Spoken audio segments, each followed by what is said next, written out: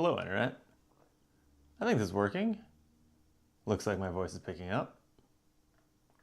It's been a while since I did a live stream, or any solo content, to be honest. But it's me, Brandon. It is around 9:45 here on Monday night, on a day where I told myself I was going to stream like 12 hours ago. I'm on a 2-week break from work for the holidays. My company closes, which is awesome. It's not a total break from work because I'm an accountant, and accountants kind of have to keep the lights on, make sure people get paid and that kind of thing. But it's still a lot less work and definitely less meetings. So yeah, I'm planning to stream more over the break. Just to kind of play with that format more. Almost every time I'm streaming, I'm experimenting with something. Right now, I'm sitting further from my bookshelves than usual to see how that looks on camera. It just means that the room has less space to walk behind the cameras and stuff. It's a whole trade-off. But yeah, today it was just one of those days off that disappears on you, you know? I was gonna stream, but then I had to wrap and ship gifts to my brother and sister-in-law and nieces in time for Christmas. Then I was gonna stream, but I had to run to the hardware store and get a doorknob and deadbolt for the new door that we're installing. Then I was gonna stream, but decided, oh, I promised myself I'd work out every day this break. Before you know it, it's 9 o'clock. Anyway, what am I doing on the stream? Ash's Ascendancy is here. I'm very excited about it. Sorry, as I'm looking at the screen to make sure that like my scene transition's working. It's a whole, you know, I'm messing with the setup and the lighting and all that stuff. Ashen's Ascendancy is here. It's not sealed. I've opened the box, but I haven't played or looked at it very much. So I was going to do that on stream. Maybe look at the new dice types, the new cards that come in the box, and then try to play a game or two of the new solo mode. That is Red Reigns-ish, but with some changes. And then probably, at this point, it's late enough that probably tomorrow morning I'll not stream and I will film a couple playthrough videos to be like capital V videos on the channel, so you can look for those. But yeah, if you want to, hang out with me. If you're watching this, it's probably a lot more likely you're watching this after the fact because it's late night. I'm not expecting a lot of live chatters, but if you're in the chat, that's awesome. Please let me know your thoughts about Ash's Ascendancy if you've had a chance to play it, or if you're just looking forward to it, or if you have questions about what the hell it is. And whether you're watching this live or on the archive, hit the like button. Why not? It doesn't hurt anyone, and it helps us. Helps Optimal Play. There was no Patreon or anything, so it's the only way that that you can help us grow. So appreciate that. Let's open the box. Let's do it. Ash's Ascendancy, the next era of the Ashes saga. So this is kind of like Ash's 3rd edition. It's it's had one reboot already in the form of Ashes Reborn, which was sort of a re-release of a lot of content. They had kind of an upgrade pack so that the old content would be compatible and stuff. This one is just, it's kind of like Arkham Chapter 3, I think, right? Like or Arkham Chapter 2, this one would be Chapter 3, in that it's not re-releasing stuff really, it's new, it's compatible, but they are discontinuing the previous waves of content. You can still get them on like a print-on-demand thing, which is awesome. But also this is supposed to be like the new starting point. And I get the impression that Red Reigns solo and co-op mode has been wildly popular because I enjoy it and I know I've seen videos, you know, content creators playing it and stuff, but also because it's built right into this starter set. So let's check it out. Whew. So you can see, so this came from crowdfunding. I backed it on, I can't remember if it was GameFound or Kickstarter. Came a couple weeks ago. I also got this playmat, which not sure how I feel. Why is it bumpy here? Is there something under this? Oh, there's just a bumpy spot on my table under the lining. That's great. I'll troubleshoot that later. The playmat is big. I think of Ashes as kind of like what's here? You know, iPhone Pro Max for scale, right? It's a big playmat, and I've always, and it's got a little bit of a mark here now that I'm looking at it. Oh, I have the camera in the wrong place. I don't know if that plays on camera at all, but there's kind of a little line of a little bit of a dirty spot or something. That's annoying. I don't think that's part of the design. Anywho, I've always liked Ashes for being kind of a small tabletop footprint. Like, you don't need a lot of space to play it. And this feels like it is a lot of space if both players have this, or if you're using this in addition to the Red Rains content, or I forget what the Dragonborn content in this, I think is what it's called now. Anyway, suddenly it's kind of a big game, and I don't know how I feel about that, but oh well. I'm going to try it now, and if I don't like using it, I won't use it. I also think when I ordered this, I thought I was getting a playmat for the Dragonborn stuff. Like, I always kind of wished I had the neoprene mat instead of a cardboard mat that doesn't lay flat very well and stuff for that, like, Red Rains dashboard where you keep track of their ultimate tokens and stuff. But that's not what this was. I don't know if I was confused when I ordered it or what. It was a year ago. You know, who can remember what headspace they were in when they were previously crowdfunding. I am just double checking that everything is live. Yeah, okay, I see me on my phone. Things are going great. Okay, so anyway, what's in the box? There's dashboard for the Dragonborn content. Let's see if, oh yeah, that fits nicely right there. Like I said, I've opened this box, so like, I have not punched the tokens because I got, let's see if you can hear them. Yeah, I got their fancy acrylic tokens, which I am a sucker for. I don't always get the neoprene version of board game boards or anything, but if it's a game I think I'm going to play a lot, token upgrades. That's what I do splurge on. So I didn't need to punch out the cardboard stuff at all, really. So I won't. It does have a QR code with a phone. It seems like maybe they have like a scorekeeping and dice rolling app. I don't know, maybe I'll check that out later. You know, maybe I'll check that out now. Why not? Goes to plaidhatgames.com. Ash's Dice Roller app.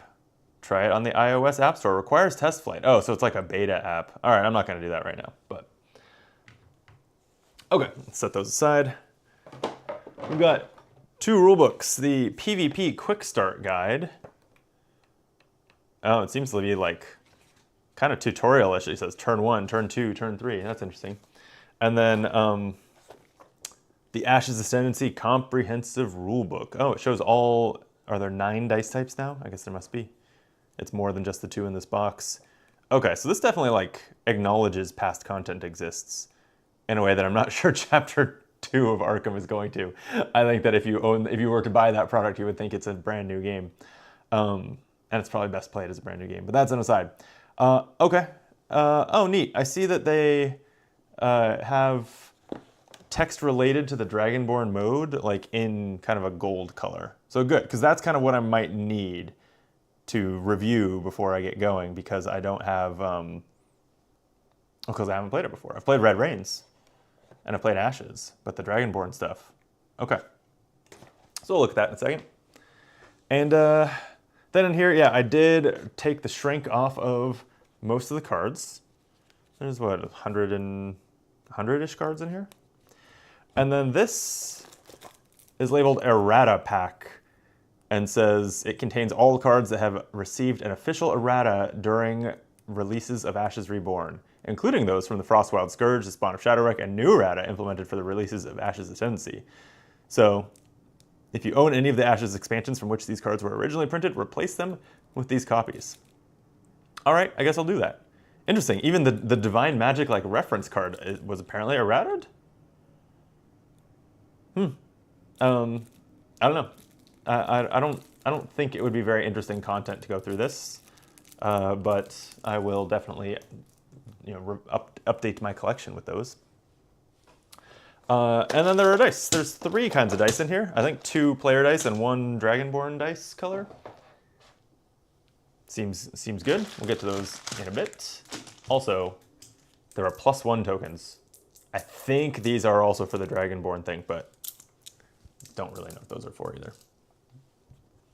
I did flick through these, and it took me a bit to figure out what was going on with Rowan Umbrand. You know, let me awkwardly reach up here, do a manual zoom in of the camera. There we go. A little closer look at these. Ooh, in my hands. Okay.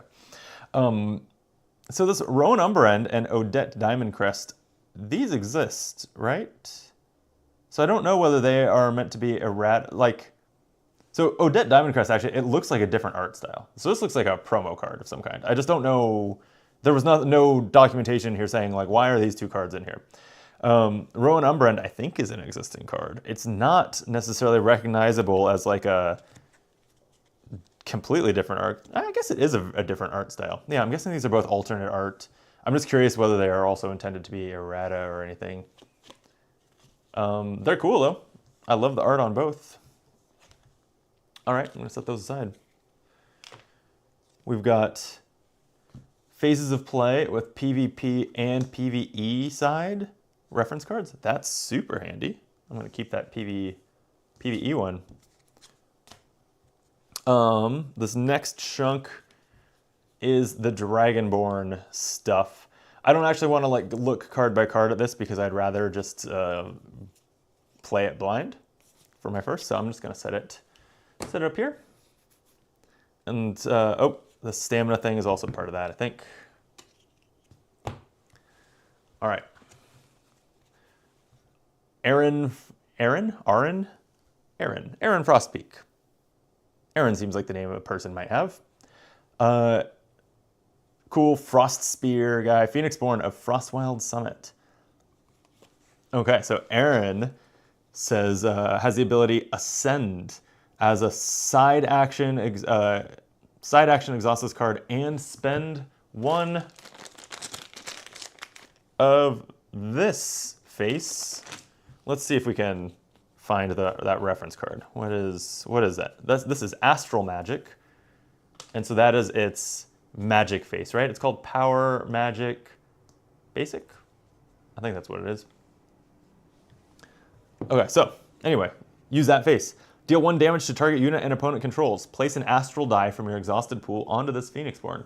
That sounds strong. Dealing direct damage is, as a side action, definitely strong. And then Astral Magic dice say, as a side action and an owl, the power side, place this die on a unit or Phoenixborn you control. After a card you control with an astral die on it is dealt damage, exhaust that die to prevent 1 damage from being received. A card cannot have more than 1 astral die on it. Oh, okay, so he deals damage to something and puts like a 1 damage shield on himself. Put it onto this Phoenixborn. Okay, cool. Spear something, shield yourself. That seems good. I just realized I very mistakenly did not grab a beverage before starting this stream, so I'm going to be right back in like 20 seconds with that.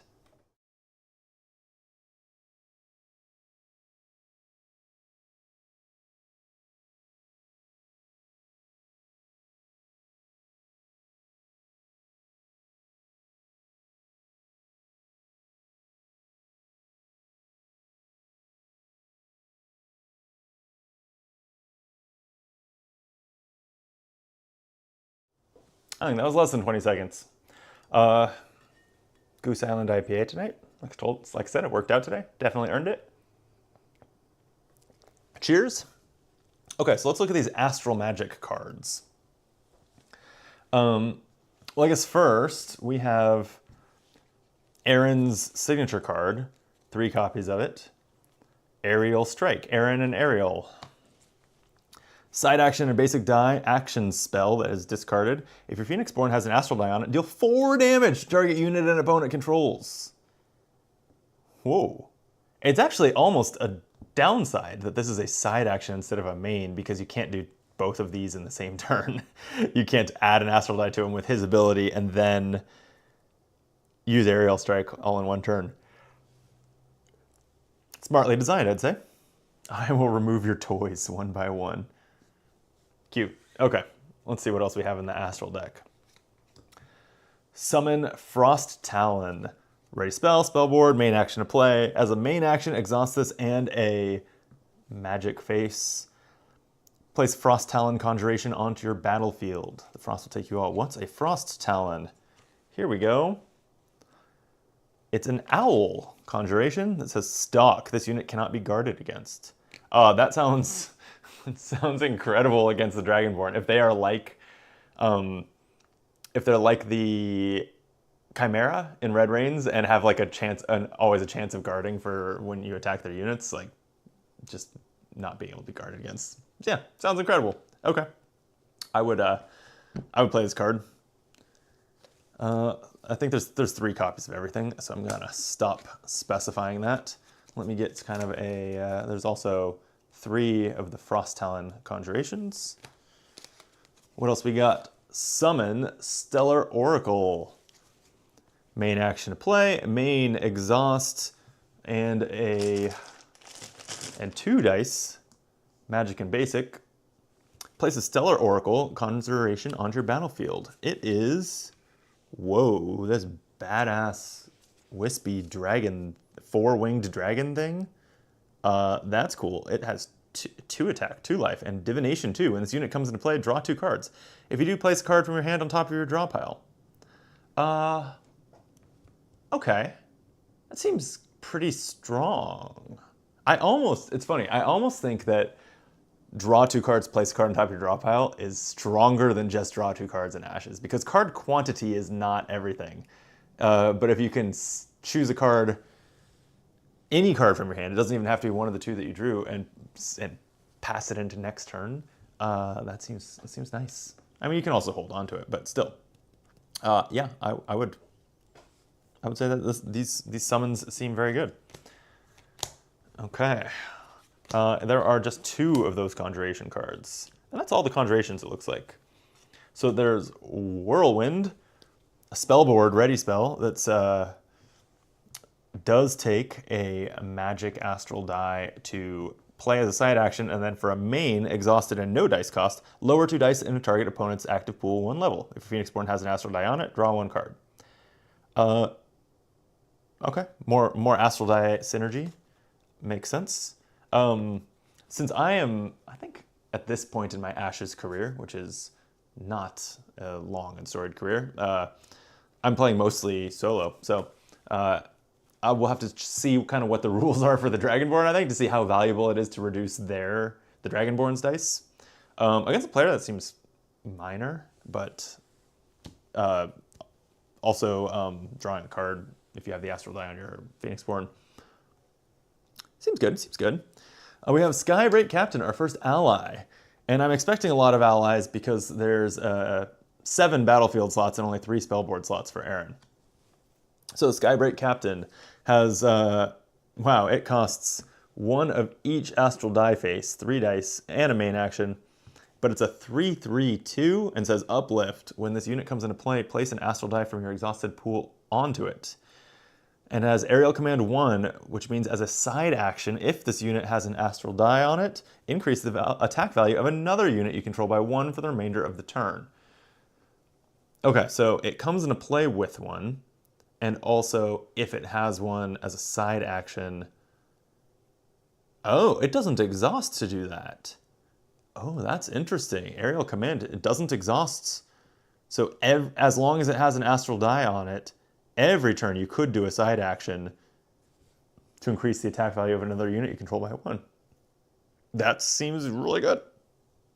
Seems really good.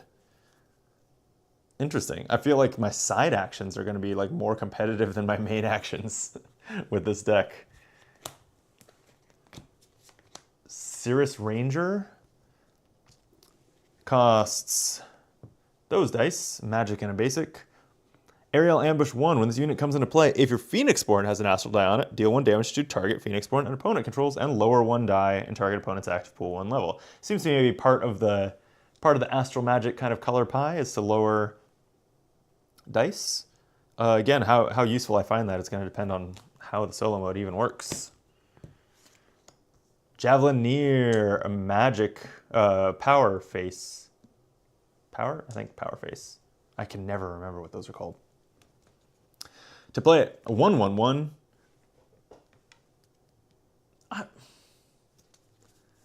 Are we gonna have...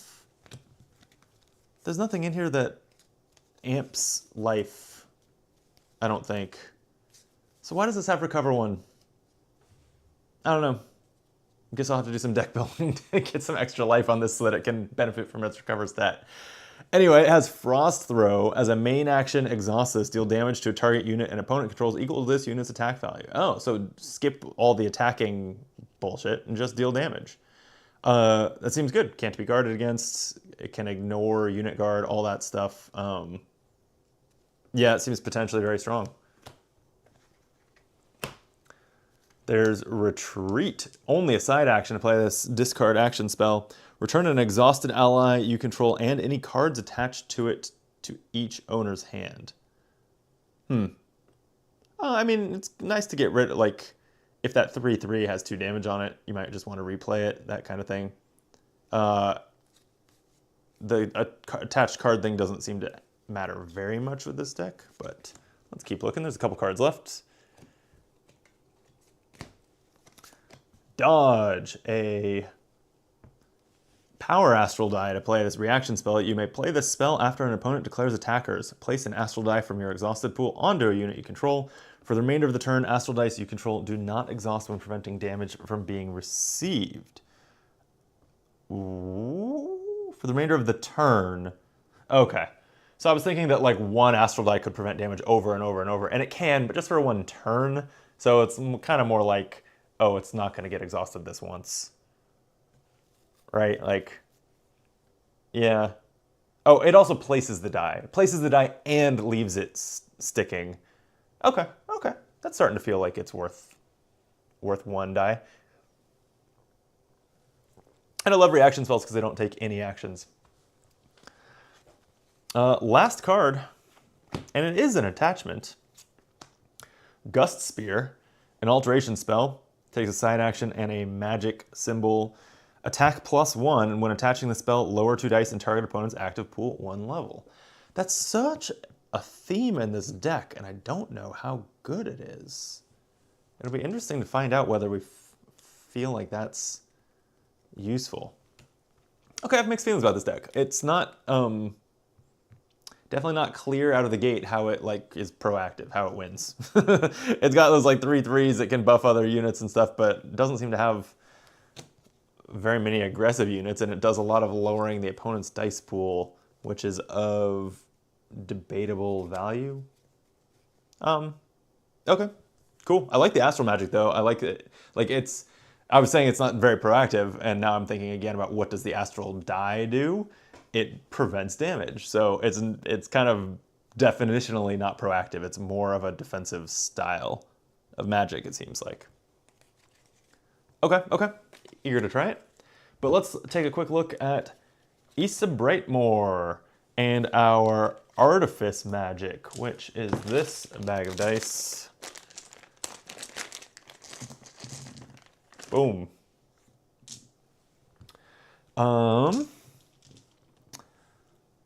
So Artifice Magic, let's just look at that first. As a side action, and this B, which it looks like is the power symbol for these dice, place this die on a card you control. So it's interesting that both of the new dice in this kind of reboot in Chapter 3 of the game, both of them do that. Both of them get put on things. And Divine Dice do too, which was one of the later ones to get added in Rise of Phoenixborn, right? Ashes Reborn, that's one. In Ashes Reborn.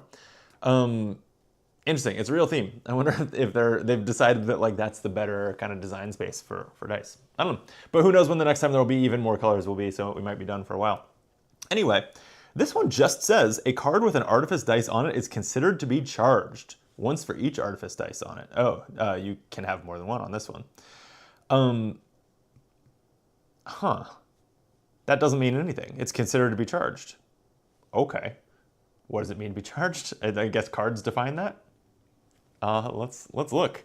Oh, and Issa Brightmoor has 5 battlefield slots, 5 spellboard slots, 18 health. Inspiration is her ability. Side action, exhaust this, and a magic Artifice die. Draw 2 cards. Place an artifice die from your exhausted pool onto a card you control. Okay. Drawing cards is good, but a little different. Like, card advantage is not quite the same as other games. And then just place a die on a card you control, which you also could just do with a power symbol and a side action. All right, we gotta see what charging cards does, because that's not straightforward. Let's look at her signature card, Brilliant Display. This just costs a main action and a basic die. Resolve the following effect once for each artifice die on cards you control. Deal 1 damage to target unit an opponent controls. Okay, so for each artifice die, so you're dealing X damage divided as you choose, where X is the number of artifice dice you have. Seems really good. It's funny. It's funny that all that an artifice die does is it makes the charged effect apply. And then this doesn't just say like equal to the number of charged cards you control. I think it's funny. It's funny that this doesn't even use that term that they've created okay, yeah. It's kind of a silly way to template this, I think, but we'll see if it makes sense as we go. We have Summon Spark Drone. Main action to play it, main action, exhaust it, and a magic icon to place a Spark Drone conjuration on your battlefield. If this spell is charged, change 2 dice in your active pool to a side of your choice. Oh, I wouldn't have thought that you'd be like charging your spell board very much, but you sure could. And then a Spark Drone is a 0/2/0 and it's an adorable robot bee. Love this. With a unit guard. It can guard a unit that's being attacked. Even small ideas have their purpose. Nice. All right. I do think you want this charged. Just spawning a 0/2. It's just all right. But what else can we summon? Thunder Hulk. That sounds more my speed. Main action to play it. 2 dice, add a basic to the cost to place a Thunder Hulk conjuration onto the battlefield. There's 2 of these. What do? It's a 3/3/0 with Dormant. This unit cannot attack unless it is charged. Oh. All right. So it's 3/3 with a downside. It has to be charged to attack. So it can guard. If it can't attack, would it counter when it guards? I'm guessing so. Since that's not an attack, it's a counter. If it comes up, I guess I'll have to check that. All right. And it has Overkill 1. After this unit destroys a unit an opponent controls by attacking, deal 1 damage to that unit's target Phoenixborn. Okay, so against the Dragonborn, which is how I'm mostly thinking about this, I think that it has the same system as Red Rains, where cards have like a blood value, and when you defeat an aspect, it deals that much damage to the Dragonborn. So you chip away at it and then maybe do a final push to close out the game is sort of how the flow of Red Rains. I think this is the same way, and so this is almost like all enemy units have +1 blood value, right, against the Thunder Hulk. If it destroys something, it's going to do 2 damage for the blood value and a 3rd point of damage. That seems good. You would want to make sure to be having this land that a couple times, I think, for it to be worth it being dormant and everything. Reconfigure. Ready spell on your spell board. Just a side action to play it, and a side action. Wow, this could go in any deck, right? Well, I was going to say no artifice dice required to play this, but then I looked at its text. Move an artifice die from a card you control to another card you control. As a side action, exhaust this. Okay, so you can start to move your charges around. That's probably pretty cool. Yeah, so never mind. It doesn't matter. Like, it doesn't cost any artifice dice, but why would you play it in a deck that isn't running artifice dice?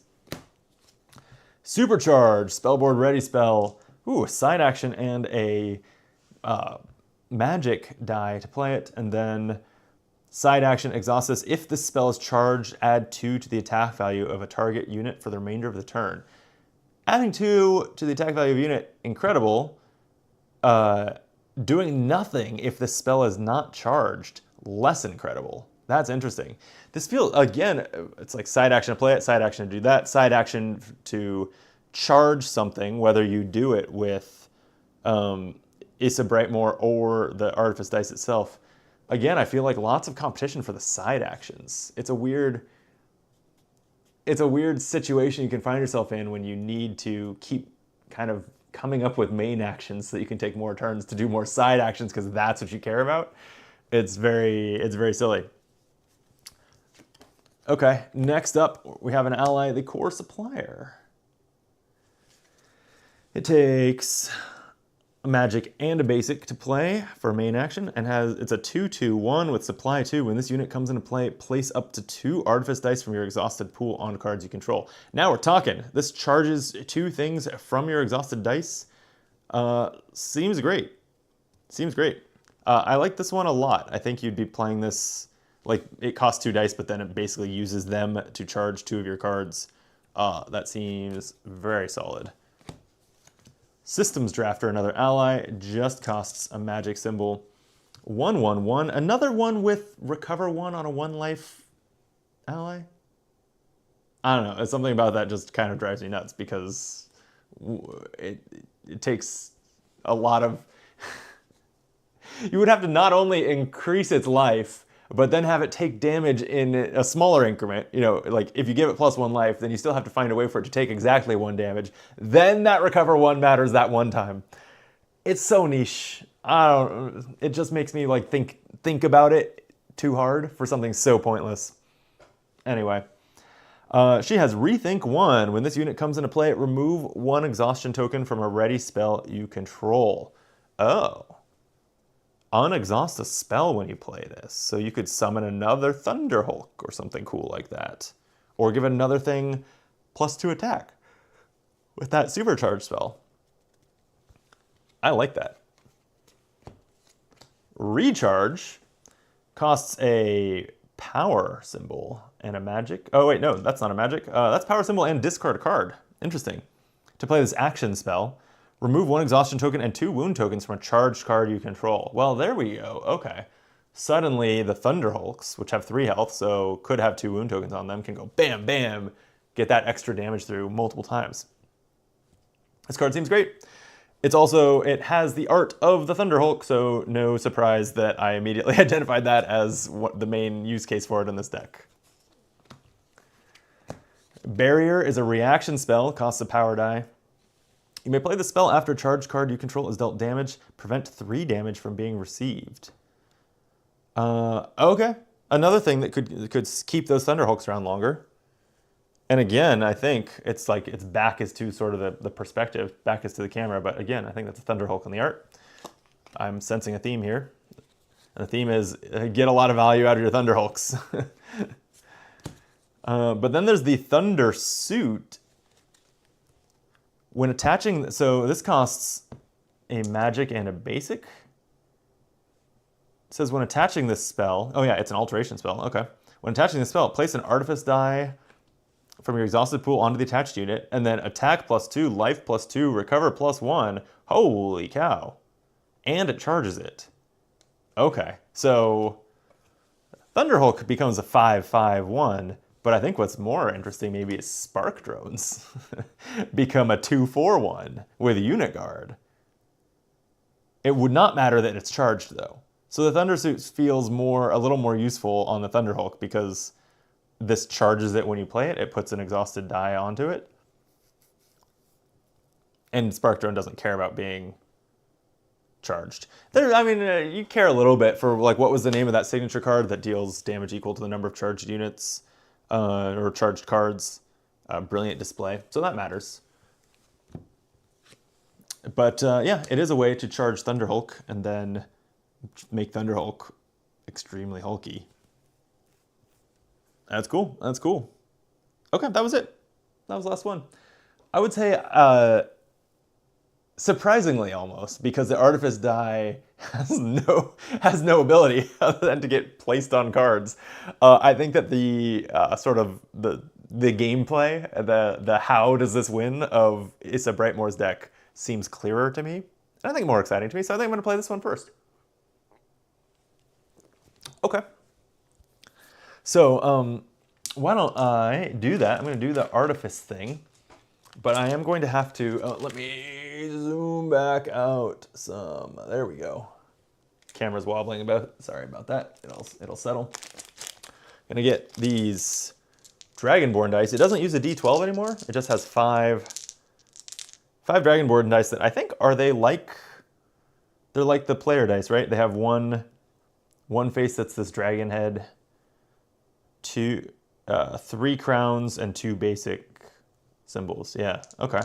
Yeah. So we'll see how that works for them. I'm gonna basically have to. Let's see. This is my conjuration pile. Okay. Well, before I shuffle this deck too much, I'm gonna want to get my first 5. But let's take a look at how the Dragonborn works. So its rules are kind of in gold in here. Hopefully that I can just sort of skim it and get this about right. These +1 tokens, they're threat tokens. You can adjust the Dragonborn's difficulty when setting up the game by adding threat tokens. Oh yeah, because there are not a bunch of versions of it.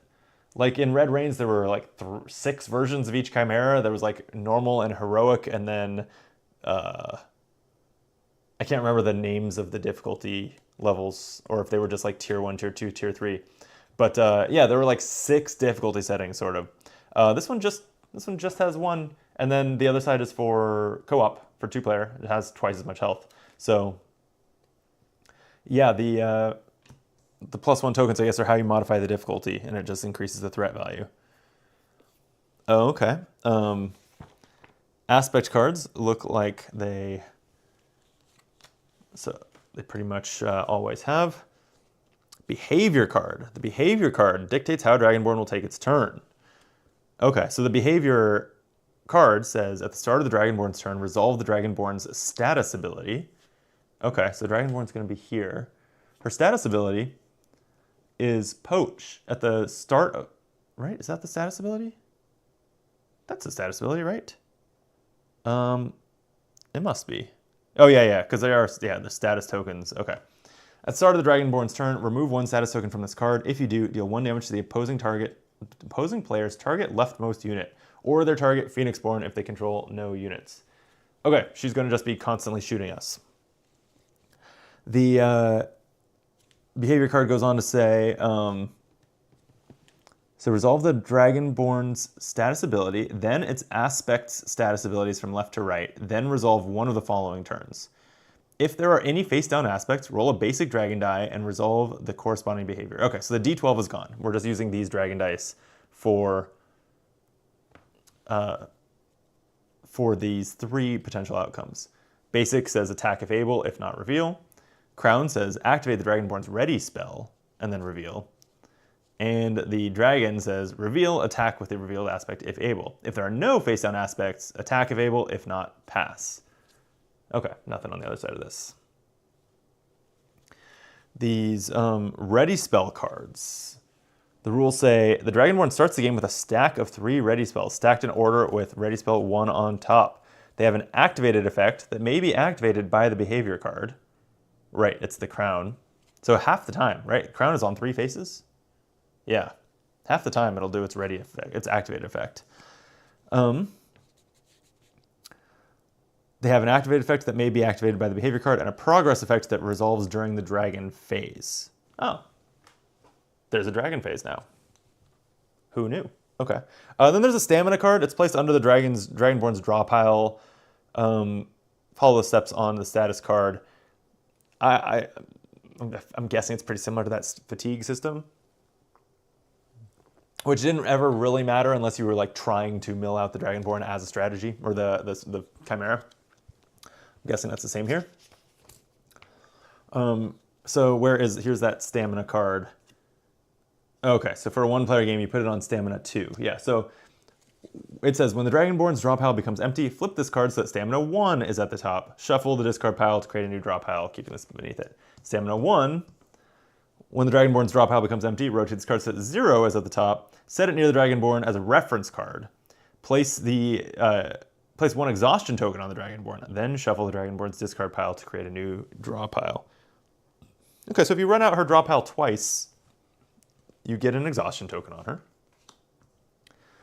And Stamina 0 says the Dragonborn is fatigued.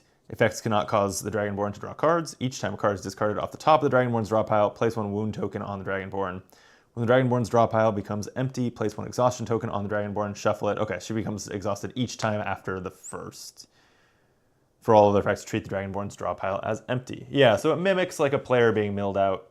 I don't expect that to come up with either of these decks, so I'll just put Stamina 2 at the bottom of her draw deck. All right, Dragonborn setup.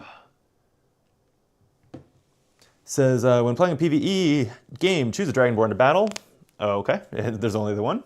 Scatha, I'm gonna say Scatha, like scales, right? Scatha Kalani. I choose her. Collecting all of its corresponding cards, Dragonborn behavior, ready spells. Can you, oh, she's on the back. I was like, how, this doesn't have her name on it. How do you know that these are her cards? I guess it's the back of them. Ready spell, aspect, and conjured cards. She doesn't, I think, have any conjured cards. Place the Dragonborn into the play area. Done that. Place the chosen Dragonborn on the Dragon board. Dragon board. Okay. 1 or 2 player side face up. We're doing 1 player. Select the difficulty you wish to play, adding threat tokens accordingly. So it's standard is +0, heroic is +1. A campaign is 1 additional threat token for each completed game. I think a campaign is still, I never played a campaign with Red Rains. I didn't find it that appealing to do like the minimal changing of your deck between games. It's like in a game that's not made, it doesn't have like Arkham's experience levels on cards, and it doesn't have reward cards of any kind like in Earthborn Rangers. I just didn't really, it didn't scratch an itch for me to change my deck between games and then roll it back and go again. So, never really played it. If it's the same here, I'll read the campaign rules another time, but if it's the same here, I probably won't play it either. Okay, place a behavior card on the Dragon board, did it. Place a stack of ready spells, did it. Place a number of randomized face down aspect cards equal to the Dragonborn's threat value, which is 4. Onto its battlefield from left to right, beginning with a 1 blood aspect and alternating between 1 and 2 blood aspects. Okay. And for a 2-player game, you would do this twice. All right, gotta shuffle these well. I'm sure it was 3 copies of each of a few things.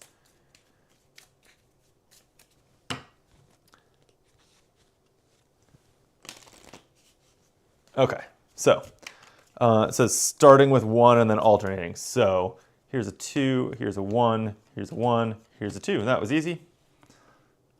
2 on top of the deck, which is annoying, but okay. 1, 2, 1, 2. I actually really like the subtler blood amounts on the bottom. It makes them look a little more uniform, a little less obviously like completely 2 different cards, and it's easier to in gameplay kind of forget about them in a way that like I never found it that fun to be like, oh, I can narrow down what aspects it might be based on what blood is on the back. I just never felt like that was a compelling part of gameplay. I almost said aspect of gameplay, but that would we're using that vocabulary already. Yeah, so I like that it's subtler here. Shuffle the remaining aspect cards together to create the Dragonborn's draw pile. Place the stamina card on the bottom of the draw pile. Rotate it so stamina 2 is face up. Yep, we've done all that. Set all 5 dragon dice to their basic sides. Okay. Done.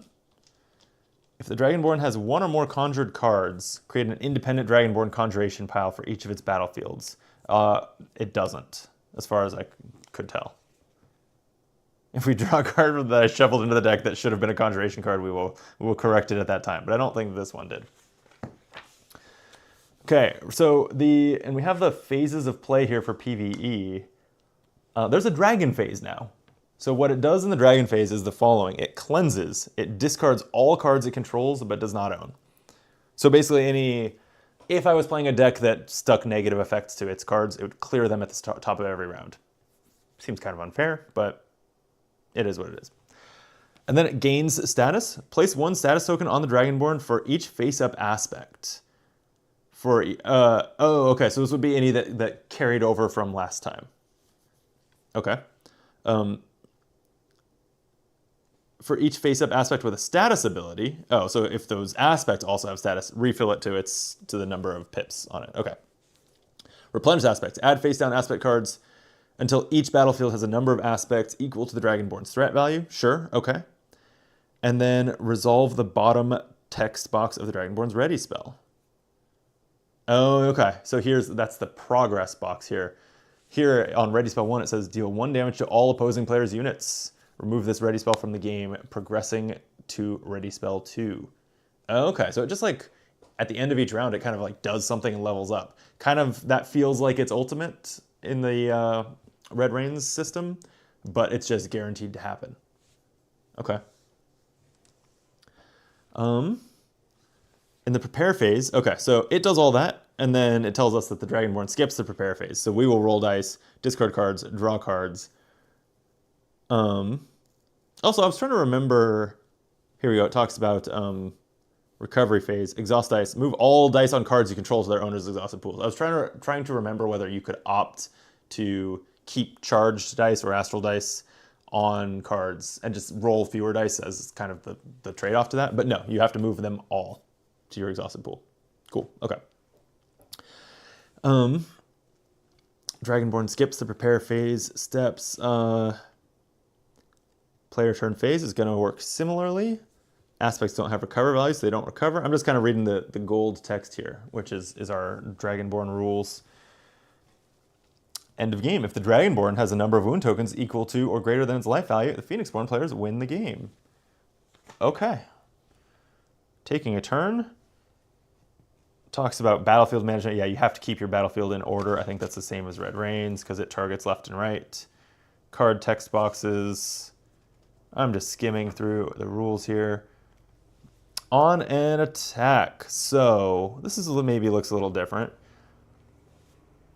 When a Dragonborn attacks, for each attacker, the Dragonborn will declare one unexhausted shield aspect to... Oh, wait, sorry, this is... Wait. Dragonborn... To take this action, declare attackers... Oh, so in the opponent declares blockers step, the Dragonborn will declare one unexhausted shield aspect to block that attacker if able. So the shield icon appears on the aspect card somewhere, and those all will block. So they've taken something that was on a lot of the Red Rains cards that basically it had like Defender was maybe what it was called. It's been a few months since I've played any Ashes actually. And it just turned it into an icon that can, so there's room for other text and stuff. That seems smart. Text from Ryan, he's on his way. Okay. I'm in the game room streaming. All right. So it will just do it'll assign blockers from left to right. For each attacker, it'll declare a shield, an unexhausted shield aspect to block it. The Dragonborn will not declare non-shield aspects as blockers. Okay. Then aspects will always counter. Unlike normal units, aspects do not receive exhaustion tokens as a result of countering. So, wow, so blockers will just block over and over, dealing damage back. Is that right? Yeah. Okay. Oh, so that was all the shield thing. That's if you attack the Dragonborn. Got it. Okay. If you attack an aspect, the Dragonborn may declare a guard if the attacked aspect is not a shield aspect. Okay, so it will never declare a guard for a shield aspect. And then it chooses whether and how to guard as follows. The Dragonborn will declare the leftmost unexhausted shield aspect as a guard if able. So shield aspects will guard units too. Okay. If it cannot declare a shield aspect as a guard, it rolls a basic die. If a basic is rolled, the Dragonborn will declare itself as a guard. Okay, that's similar. And it's similar chances, right? It's like a 1 out or 2 out of 6 instead of 4 out of 12. Similar chances. The Dragonborn will declare itself as a guard. If any other symbol is rolled, it declares no guard. Unlike Phoenixborn, the Dragonborn can guard any number of times per round. Okay. And then it talks down here about when an aspect in play is discarded or destroyed, place a number of wound tokens on the Dragonborn equal to that aspect's blood value. All right, so that's the same. If the Phoenixborn passes while there are face-down aspects on the Dragonborn's opposing battlefield, raise one basic dragon die 1 level. We haven't really talked about this. It looks like 5 dragon dice equal 1 status token. It's going to cause it to do its status ability like on its next turn. But is it any face except for basic puts it there? In which case it's a 4 out of 6 chance every time it's rolled. I don't know. I'm waiting for it to talk about that. That's actually kind of my one question before I get going at this point. Oh, Dragonborn turn. Okay. Resolve status abilities. So it does it on its own card, then left to right. Determine behavior. We kind of talked about that. Dragon dice. Here we go. The Dragonborn's active pool contains 5 dragon dice. If at any time this pool contains no basic dice, place 1 status token on the Dragonborn, then set all dragon dice to their basic sides. Oh, it just, when dragon dice are rolled for any reason, for behavior, aspect abilities, or Dragonborn guarding, the rolled dice remain in the active pool on the side that was rolled. Wait. If at any time this contains no basic dice. Oh, I see. Okay, so it is basically, yes, it stays in the pool on another face, but when there's no basic dice, that's when it triggers its ability. Then they all go back to basic. When rolling or changing the sides of multiple dragon dice, do so 1 at a time. The Dragonborn does not have an exhausted pool, so its dice can never be exhausted. So, okay, so it is very similar to Red Rains. The odds are a little different. The impact is different, where it's not saving up for an ultimate, it's just doing its smaller ability more often, because it's easier to charge it up. And then also, it has all 3 symbols. So like when I'm playing the deck that reduces those, sometimes it would need to reduce it by 2 steps to get it out of there, which is probably not what you'd want to do. You'd probably want to try to focus on the other dice. Weird. Okay. It looks like the symbols are different, but the way the Dragonborn attacks center or left or right works the same. Reveal, Dragonborn card types. It has a ready spell. It has aspects, conjured aspects. This stuff looks the same. Special Dragonborn considerations. It talks about what to do if the Dragonborn affects or resolves multiple effects simultaneously. It does it from left to right, but if it's more vague than that, player chooses. Stamina and fatigue, I don't think is going to come up. When it activates its ready spell, if that ready spell, so when it's activated, it's exhausted. Okay. Where does it say that? Oh, no, maybe not. Oh, I thought maybe that activating the ready spell does exhaust it, but that's not the case. But this says, if it is exhausted, remove an exhaustion token from it instead. And when the Dragonborn removes status tokens from itself while resolving its status ability, if it's exhausted, also remove 1 exhaustion token from it and cancel the remaining effects of that ability. Okay, so we saw that when it cycles its deck, it gets an exhaustion token, and what that does is it prevents 1 status ability. And if we were to exhaust it in some other way, it would do the same. We're not, but okay. Remove from the game, hand and drawing cards, 2-player range of effect. Dragonborn campaign. I'm not going to look at that right now. There's a glossary if we need it. All right, let's try this. I might be referring to the rules here and there, but I think I know how to play. I think I know how to play this. All right, we've got our Conjuration pile. We've got Issa Brightmoor as our Phoenixborn. Using the playmat here. Like I said, I feel like it makes the game more of a table hog, but for now we're gonna do it. First five. Well, I'm gonna definitely take the Spark Drone and the Thunderhulk summon spells. Probably like 1 of each ally. Also, the Core Supplier helps me charge. Systems Drafter helps me summon faster. Those all seem good. And then what? Maybe a barrier that prevents 3 damage from being received by a unit? Or do I just want a Thunder Suit to charge in? I think I'm spending a lot of dice already between summoning my Conjurations and these allies. So Thunder Suit uses 2 dice. That might be too much.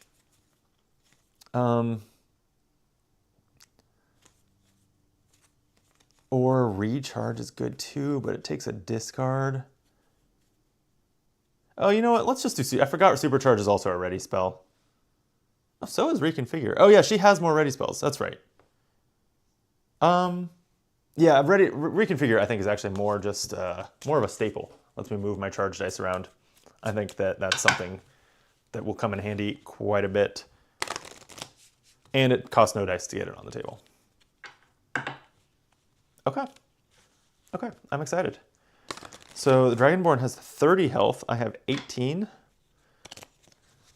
Inspiration. I'm reminding myself what my Phoenixborn does now.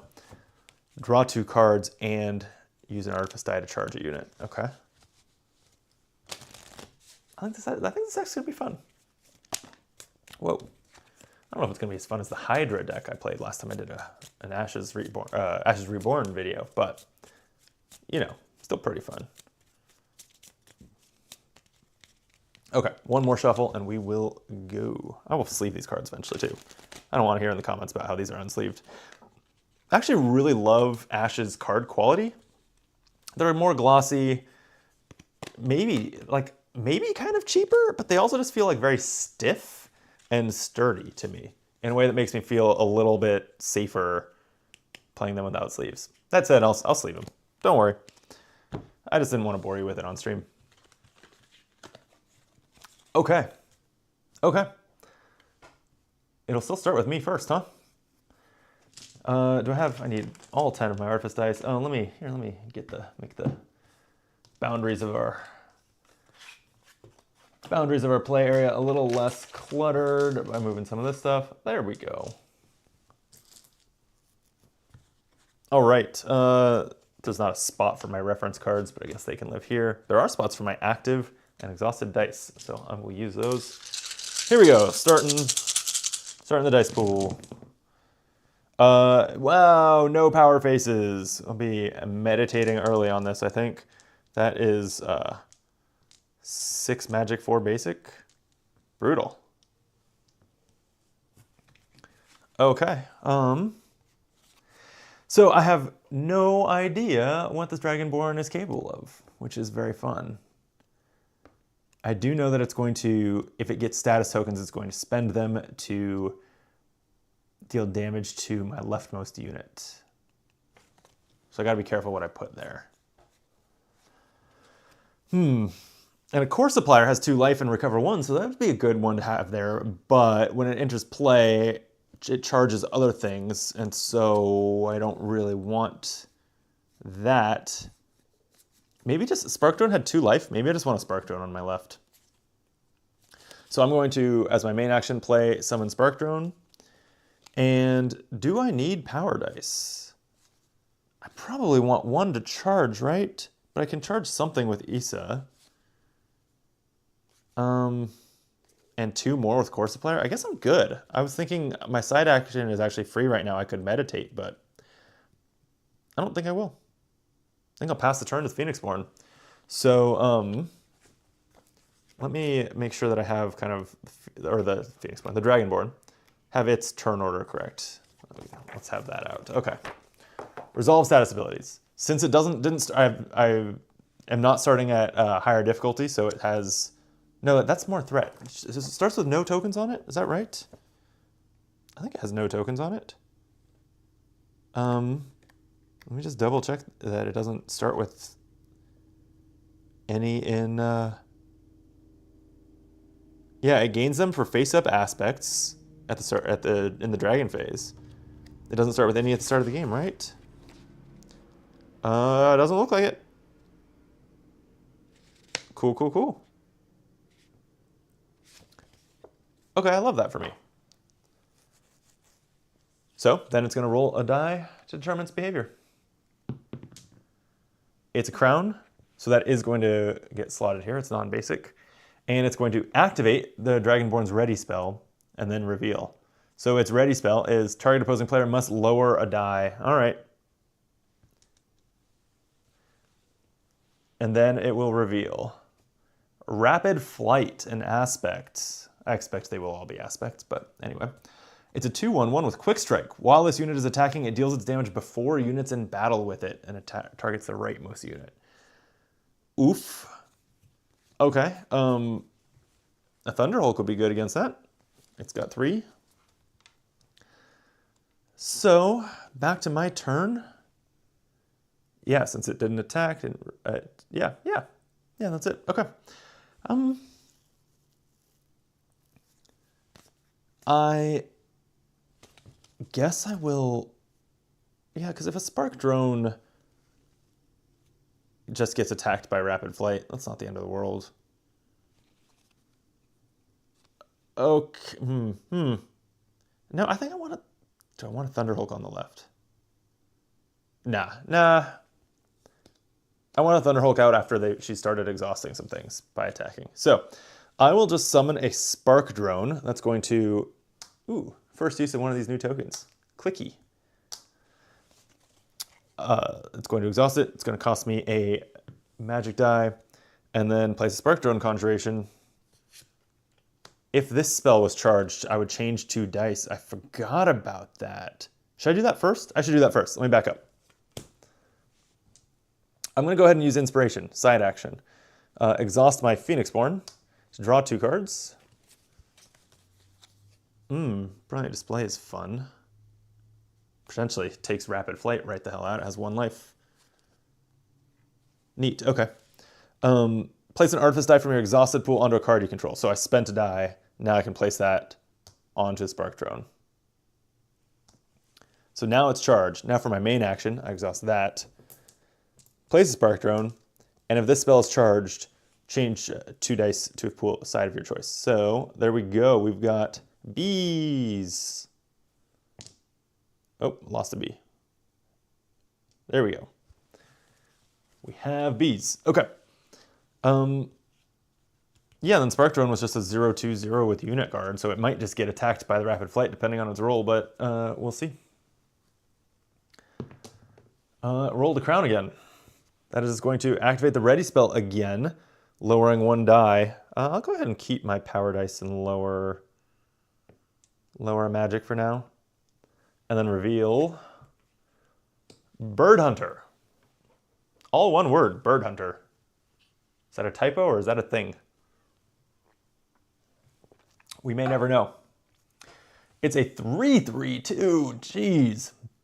With Overkill 1, that's the same ability we saw in my Thunderhulk. It deals 1 damage to my Phoenixborn if it defeats stuff. Woof, okay. Well, that's its turn.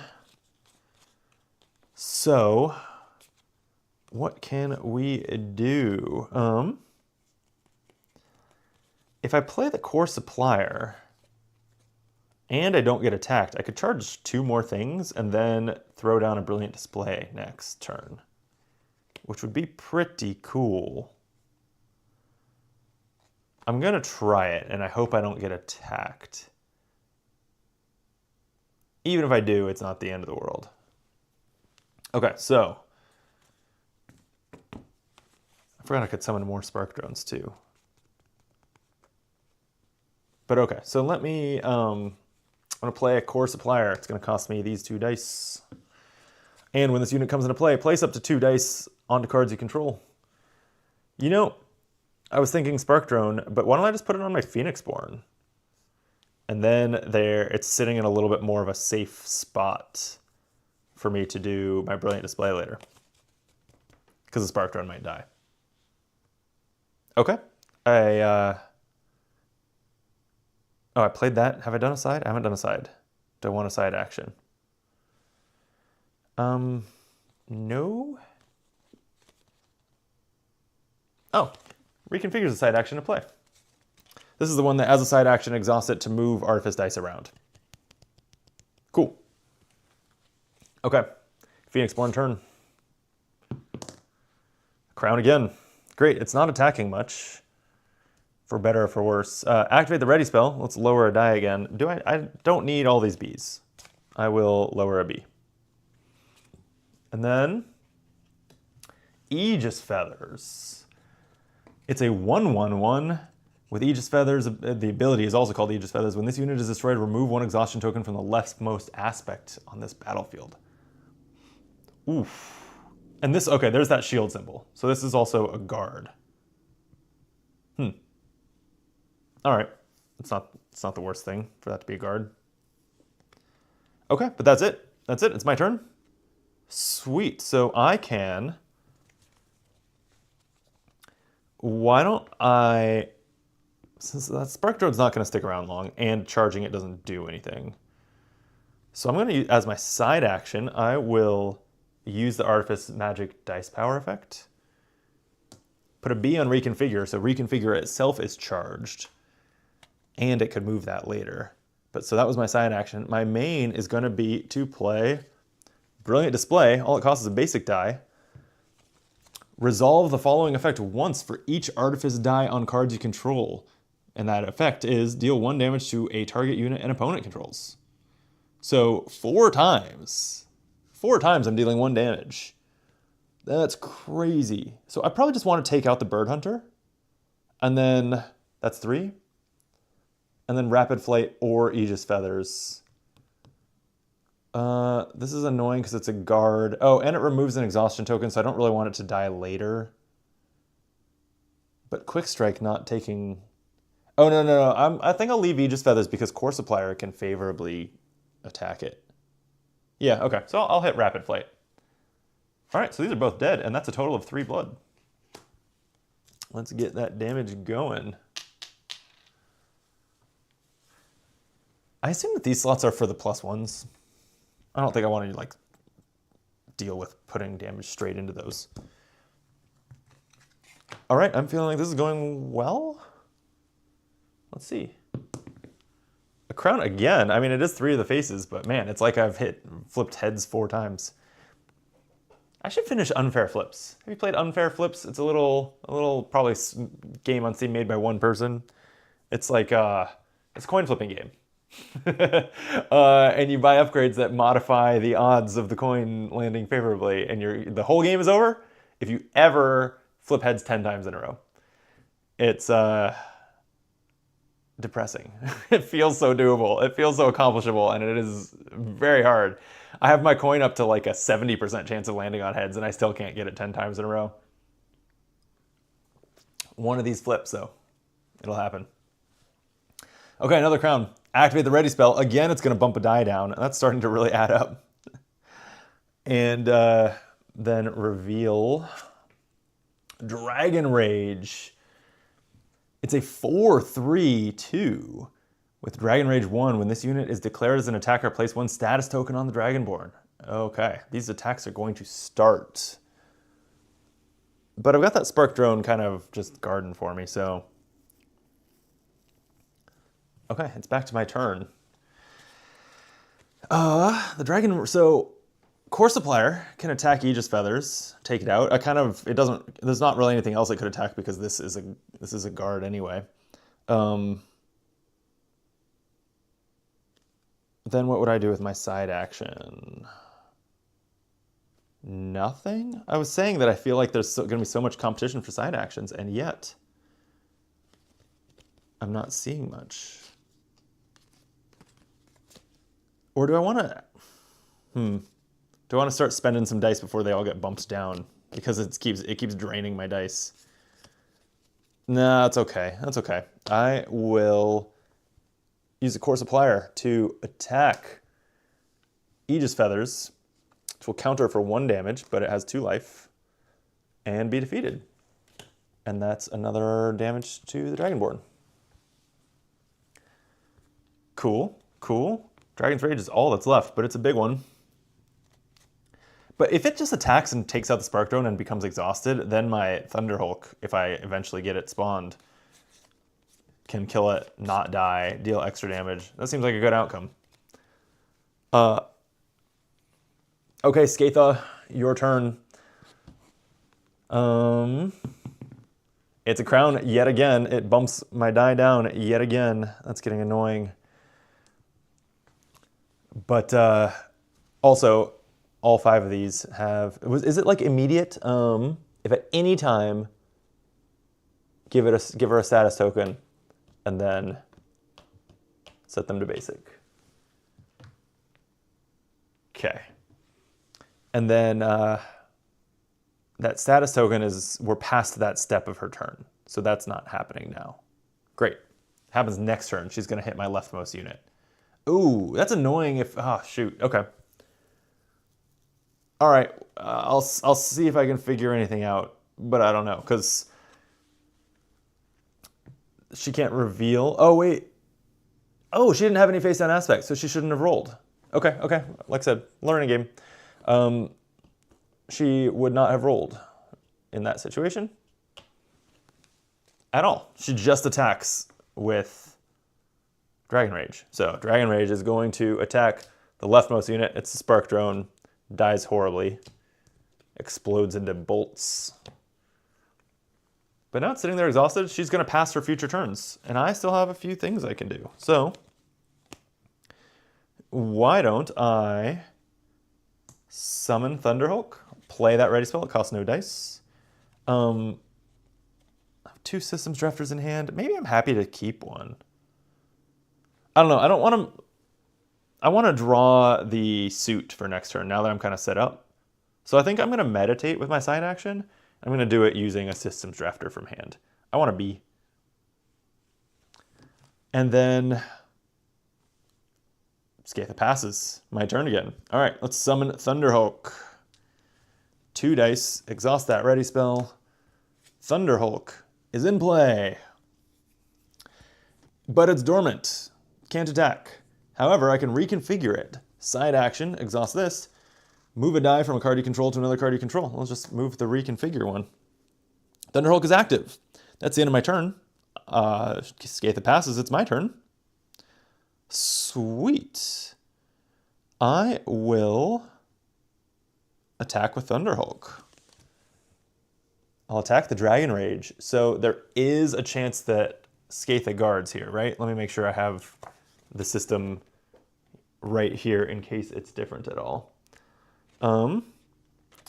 If I attack an aspect, she's going to roll a die. And if it's a basic, it guards.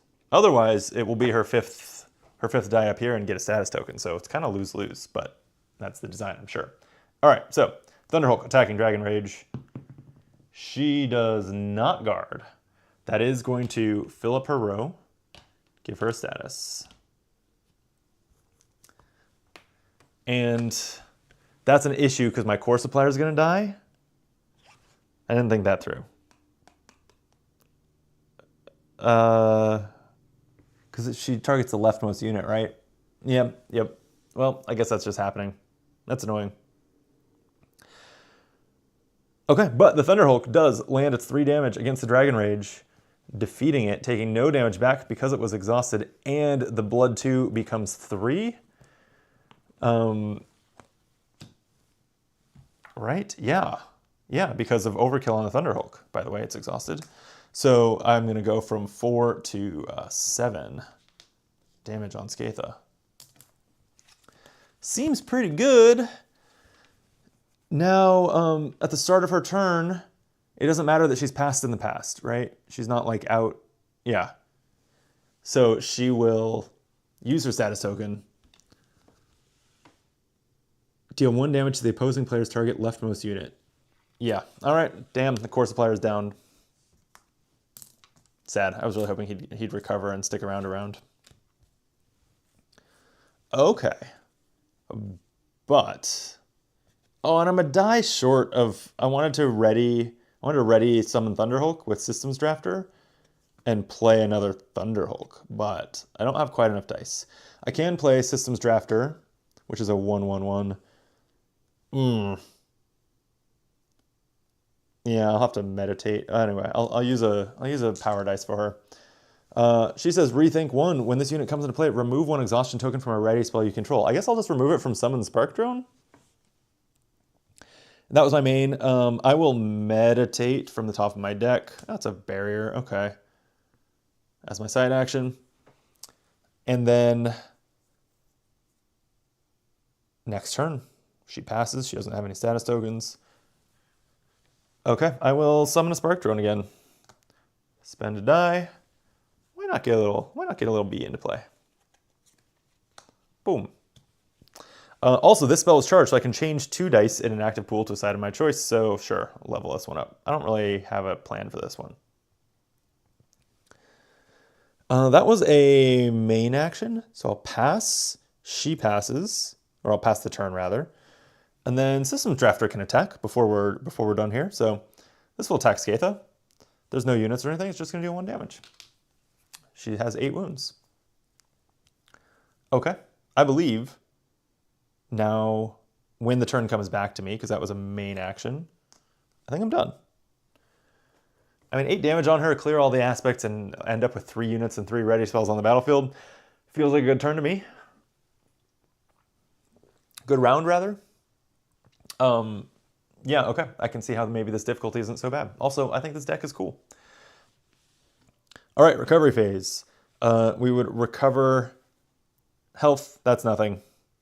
No units have wounds and recover. Remove exhaustion. And exhaust all dice. I believe the B in my active pool can stay here though, so that's nice. Okay, dragon phase. Oh, first player passes to the Dragonborn. And then she's going to cleanse, there's nothing. Gain status, nothing. When does she gain status in this step again? I'm like, am I going crazy here? What was that? Put status token for each face of aspect. That's what it was. That's what I was blanking on. Okay, that's not gonna happen. Replenish aspects. So 4 more. Blood 2, blood 1, blood 2, and blood 2. Oof. A little tougher round. Why is my husband texting me?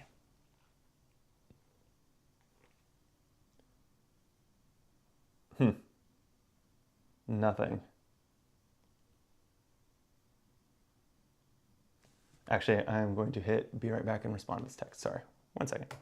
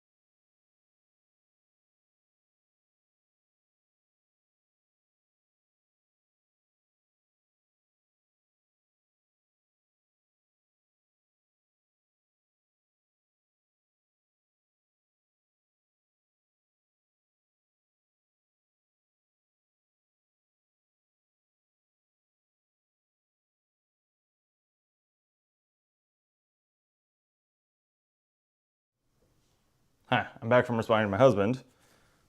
Ben, regular on the channel, also texted me saying that he's not able to chat.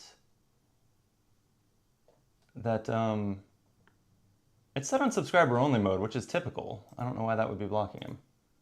I'm clicking on buttons. I can't see any reason why that would be a thing.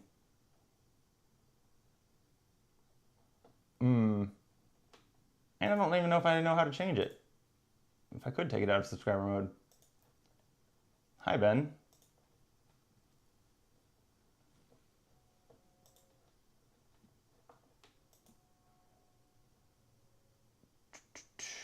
Let's see, go live. Sorry, I know this is great content. Skip forward 30 seconds if you're watching this archive.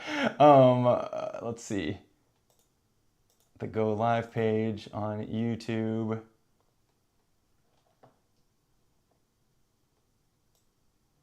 Oh, there's Ben. Hi, Ben. Ben says fixed it. I had to unsub and resub. Strange. I have no idea why that would be the case. Sorry if anyone else has hit that error.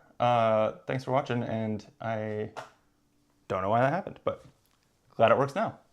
Yeah, you had to unsubstantiate it and resub. I figured what you meant. Okay, I was at the top of a round 2 against the Dragonborn. She is going to go first. She has no status tokens, so she'll just go straight to behavior. And it's a basic. So it does not charge up her row, which is nice. And it's attack if able, if not reveal. So she will just reveal. That's the best roll in this circumstance for sure. Dragon Rage. When this is declared as an attacker, put a status token on the Phoenixborn. I forgot to do that, didn't I? Right? When the Dragon Rage did attack before. When it took out that bug. When it took out my Spark Drone. Yeah, okay. So there should have been one more status token. She would have used it, done 1 damage to the Thunderhulk. It doesn't have recover, so I can just throw that one on there and we're kind of back. We're back, baby. Okay. I forgot before having her turn start. I forgot to roll my own dice. There was a B there that I just picked up out of habit. There we go. Whoa, okay. 4 power dice. 3 magic, 3 basic. That's a great roll. Cool. We love it. We love it. There we go. I should draw my hand too, huh? Man, all right. I'm rusty at ashes. Hey, I got a thunder suit. Let's suit up this Spark Drone. Oh, and a supercharge. Okay. Interesting. This is going to be a kind of a complex turn.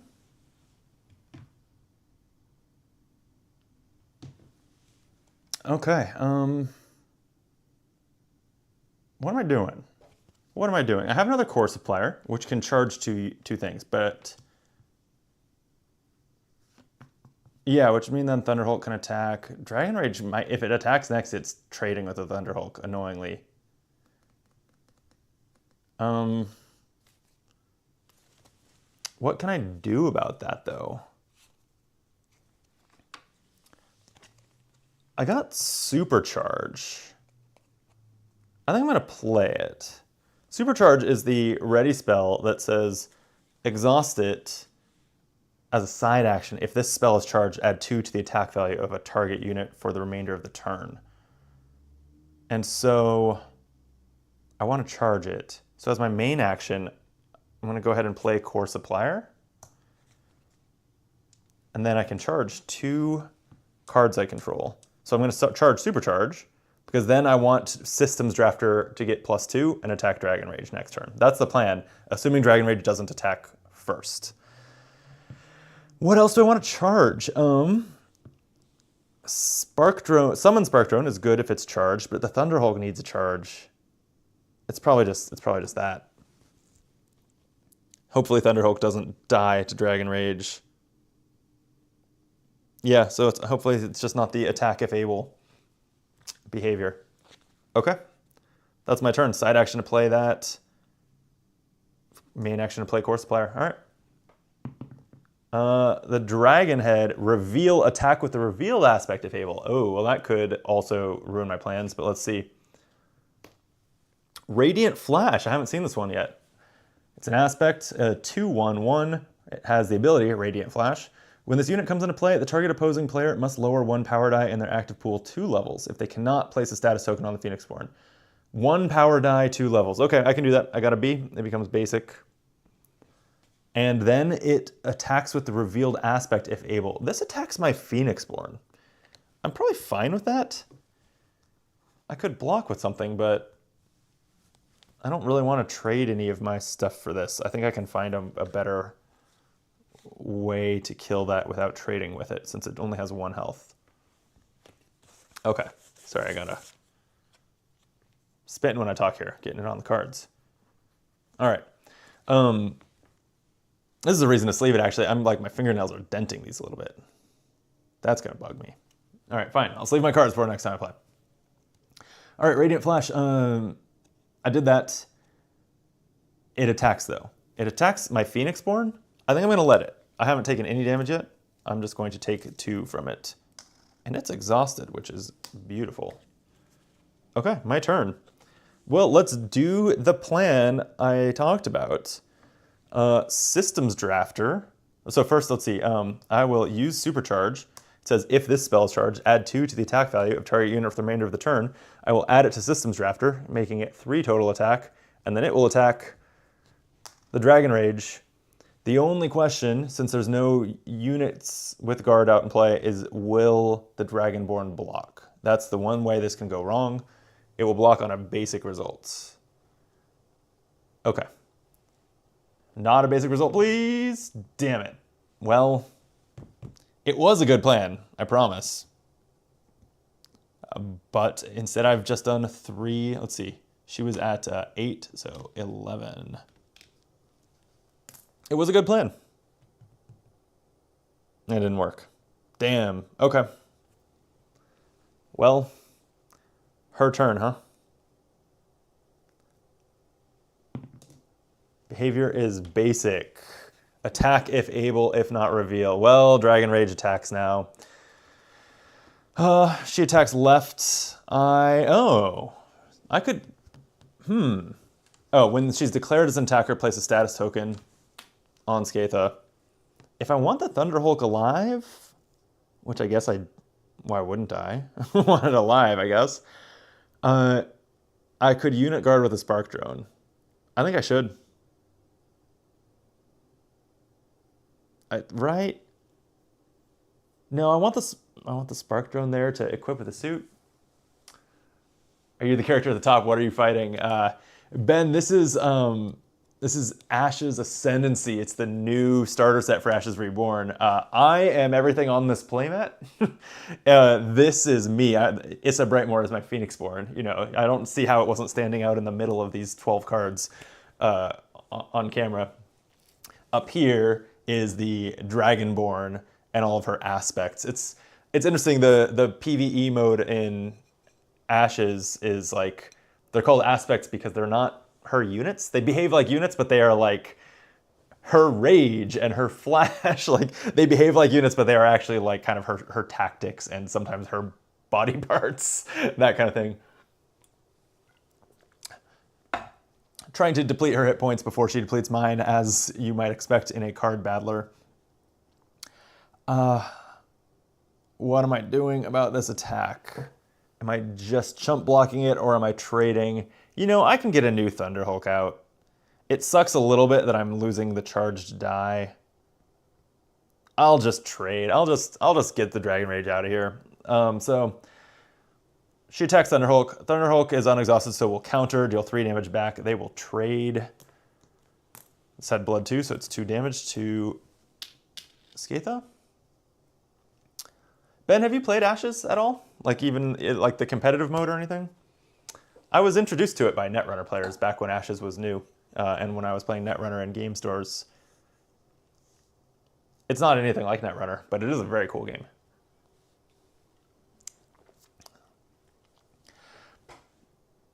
Okay, Dragon Rage is dead. That's an upside. One aspect taken care of. That was its turn. It's my turn. So I can still reconfigure, so I can charge something. I kind of like the idea of just thunder suiting up this Spark Drone. And then I could reconfigure that because I don't care about it being charged. Let's do it. Let's try this card. I haven't played it yet. Saw it at cons, but never tried it. Yeah, we'll have to play it sometime. It's fun. I think in the last year or two, since they've added this PvE mode, which is quite good, that's the only way I've played it, but it's fun PvP also. Thundersuit is going to attach to my Spark Drone, and when attaching the spell, I can place an Artifice die onto it, so it is charged, should that matter. And it is a 2/4/1 now. 2 attack, 4 life, 1 recover. Okay, that was my main action. What's my side action? I don't care about it being charged, right? But I am probably going to... Oh, you know what? My hand's a little low. I'll just use Issa Brightmore as my side action. So exhaust her. Gotta use a B die. Draw 2 cards and then charge card I control. Ooh. Okay, Summon Spark Drone likes being charged, so I'll just charge it, because I don't think I care too much about these units being charged at the moment. Okay, her turn. She uses her status token, deals 1 damage to my leftmost unit. That's my Systems Drafter. There is no preventing that. And she rolls for behavior. It's a crown. Activate her ready spell. Oh, wow. Well, this is why I'm playing on stream to learn the new system before making a real ass video. I forgot that in the dragon phase she should have progressed this, so she should have dealt 1 damage to all of my units, which I don't think would have killed any. No, it would have killed that Systems Drafter. Well, asterisk on this game. I think that's too hard to retcon, but I can put a damage on my Spark Drone, which was the only other one. Core Supplier wasn't out yet. You know, here's how we'll make good. We'll put a damage on the Core Supplier.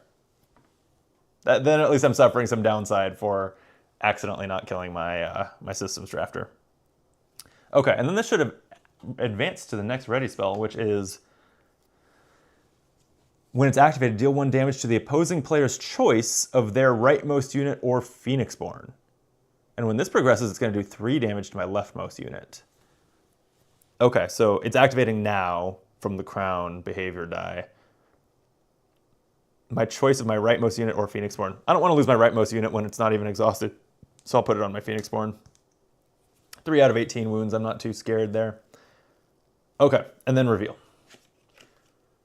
She's going to reveal Bird Hunter, and not the minions. They're well, I mean, one of my minions is in a giant thunder suit. They're more than just my little minions. Bird Hunter aspect. This is the 3/3/2 overkill. That's a lot of big numbers. Okay, and that's back to my turn. So this Core Supplier is likely to die soon. I don't have a way to stop that from happening, so I probably just want to trade it with something. But what?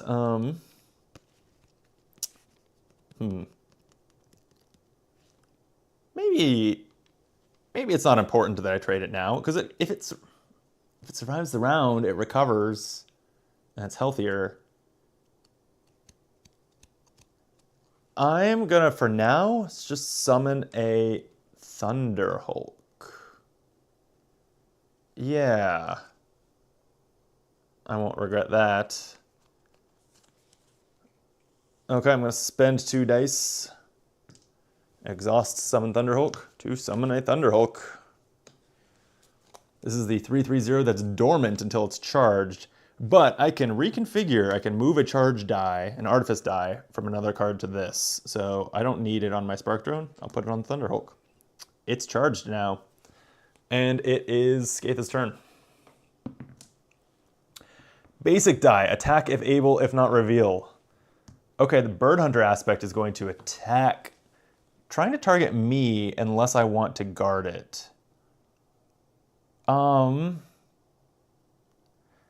It's not the worst idea to guard with my Core Supplier here. Deal 2 damage, then like my Spark Drone could clean up that Bird Hunter. It's definitely not the worst idea. I don't have any more of that, what was the name of her signature card that pings a bunch of 1 damage around? Brilliant Display. I don't have that in hand. If I did, I would love to do 2 damage to the Bird Hunter and then clean it up with that spell. I still think it's probably a good play. Okay, Core Supplier will block the Bird Hunter. Right, I'm, like I said, a little rusty in Ashes, and especially at the PvE system. When the Dragonborn attacks, I can block with any unit, right? If it comes at me. Right? Where does it talk about attacking in here? Main action attack. Declare attackers. Okay, if it's attacking, yeah, for each attacker, your opponent may declare 1 unexhausted unit to block that attacker. Yeah, Dragonborn. Okay, I'm just a little crazy here. Good morning from Europe. Do you have any thoughts about this new PvE compared to the Chimera? Thanks for joining the chat. Flamser? Flamser. I'm enjoying this. I think that I really, really like Red Rains also and the Chimera fights. This kind of smooths it out more. I'm halfway into my first game and I've made a couple mistakes, so very early impressions. It smooths out sort of the luck. I mean, it's a card game with dice. There's always going to be a lot of luck, but the kind of it no longer has this ultimate system that sometimes it rolls crazy behavior dice, then it just charges up and ults really early and you're hosed. That's been smoothed out because instead it is just charging up its status ability where it spends status tokens to do something small, a smaller thing that happens more often. And then the ultimate style abilities happen at the end of each round. And that's what I forgot last round. That's when I said I've made some mistakes. But they're completely knowable when they will happen, so you can plan around them. That said, I'm doing a poor job of planning around this because it would be terrible if that hits my Spark Drone right now.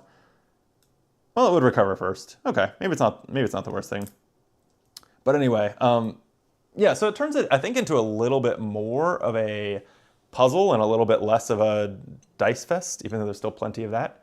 I like both. I like dice fests too. So, which I like better is maybe, it's too early to say, but I do like the changes. I'm enjoying the change of pace.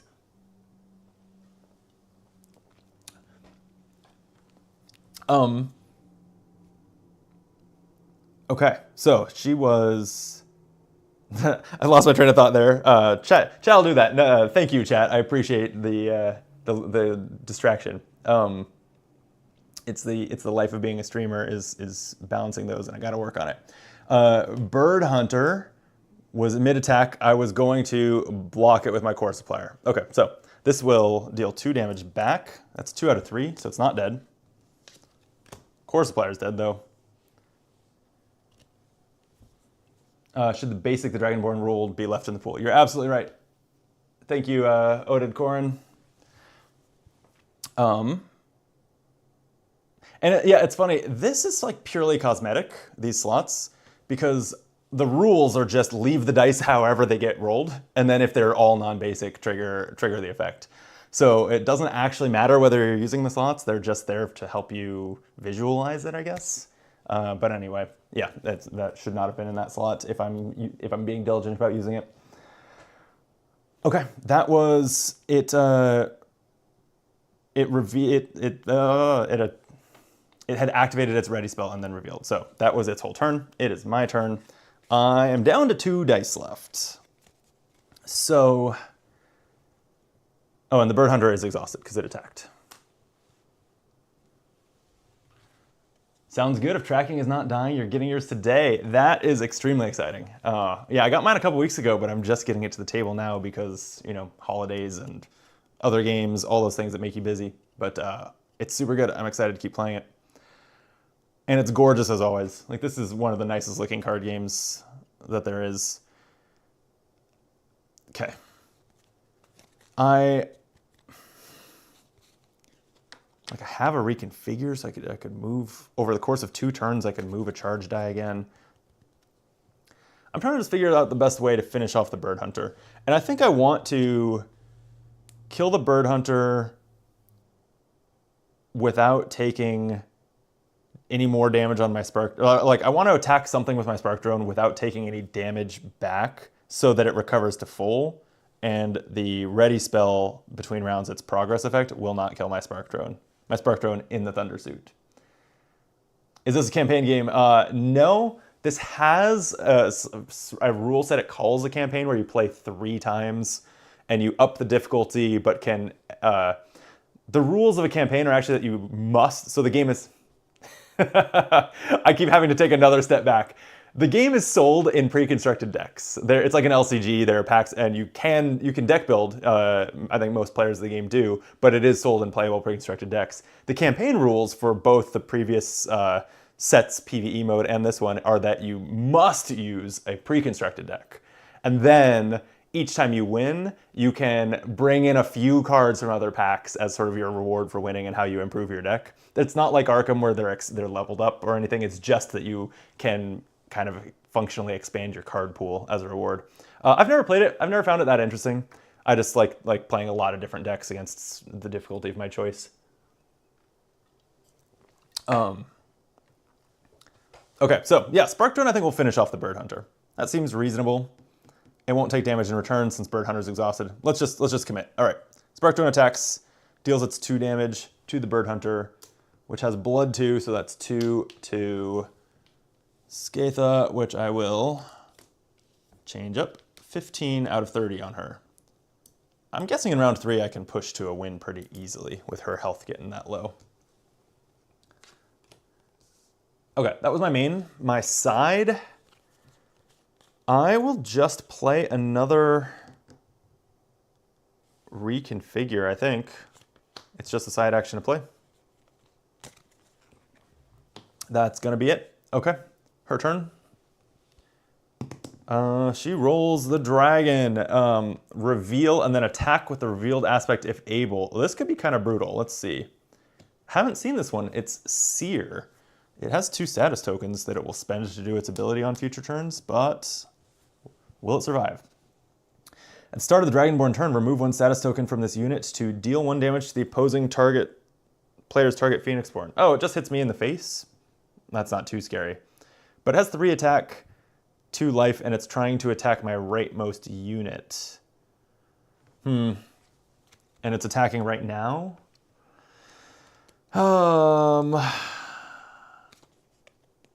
That's not great. I wish my Spark Drone could unit guard, actually. This would be a decent time for it to jump in. It looks like it's going to trade with my Thunderhulk.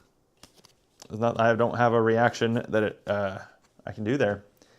Yeah, so it's going to attack my rightmost unit. Oh, wait. I can guard with my Phoenixborn.